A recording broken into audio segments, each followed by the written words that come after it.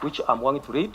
The National Land Commission, through its CEO Tom Chavangi, religiously honored the sermon by the Parliamentary Public Accounts Committee, led by Ugunja MP Opiyo Wandayi, to explain how it spent close to 2.8 billion shillings on various land compensation exercises in the financial year 2015-2016.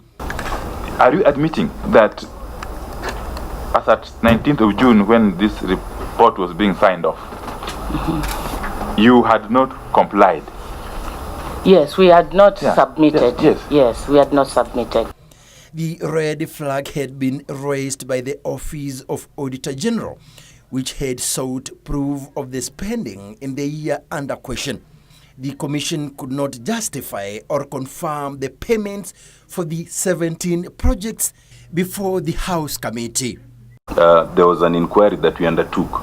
There are very serious allegations in terms of either payment overpayment in some instance, or payment of persons who ought not to be paid. The Commission, however, shifted the blame to the then Land Ministry, which it said made some of the payments. And if you had done them, you would have supporting documents with you, even with their manual. We have been having auditing processes long before computers came. By the time the auditors requested for this information, most of this information was in manual form, because some of these projects, if you look at the 2.8 billion share, is a composition of about 17 projects. Clearly, half of these projects were being managed by the Ministry of Lands and Fiscal Planning. And even after saying that it has since reconciled its books, the Commission could not produce any evidence before the committee to that effect, and was subsequently given 2 weeks to put its house in order. And as of today, we have the documents ready and to present them before the Auditor General. I don't think it is by default. I think it's by design that the Commission has appeared here with scanty information on this issue, because they have nothing to lay on their hands at the offices.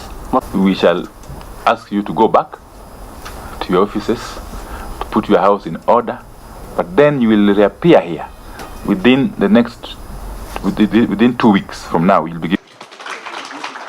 Another commission which had been summoned over questionable expenditure was the Ethics and Anti-Corruption Commission, which through a letter snubbed the probe, claiming its books were clean as indicated by the Auditor General's office. This is to inform you that the Commission was issued with a qualified audit report by the Office of the Auditor General.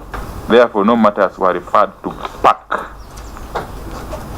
This letter is signed by Mr. Halake Wako. Such correspondence must be signed by the chair, for only the chair and the commissioners can be held directly accountable. EACC was, however, directed to appear before the House Committee at a later date. The Commission on Revenue Allocation and the National Cohesion and Integration Commission also appeared before the PAC and were given a clean bill of health after satisfactorily explaining expenditure queries raised by the Auditor General Office. I usher them out on Sergeant Adams here. Samson Kitavi, Channel 1 News.